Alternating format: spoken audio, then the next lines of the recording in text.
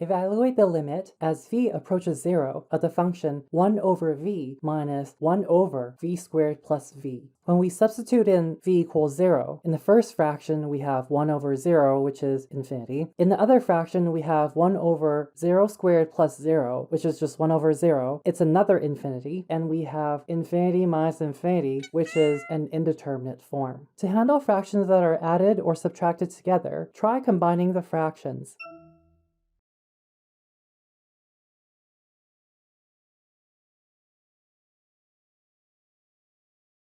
In order to combine these fractions, in this case it's one fraction subtracted by another, we need to have the same denominator between these two fractions. In the first fraction, I'm going to multiply top and bottom by v squared plus v, which is the denominator of the other fraction. In the second fraction, multiply by v over v to introduce a v in the denominator of the second fraction. It looks a bit like cross-multiplying, but not quite. I was taught that cross-multiplying involved multiplying across an equal sign, which this isn't really the case here. We're just multiplying by a 1 in order to get the same denominator between these fractions. We can now combine these two fractions together because they have the same denominator. In the numerator, we have v squared plus v minus v, and in the denominator, we have v multiplied by v squared plus v.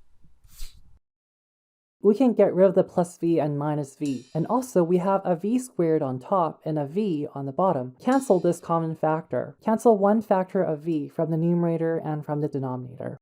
And then every term has a factor of v. We can cancel a factor of v from each term. We now have 1 over v plus 1. And if we mentally substitute in v equals 0, we don't have an indeterminate form anymore, which means that we can take the limit. 1 over 0 plus 1 is 1 as the limit.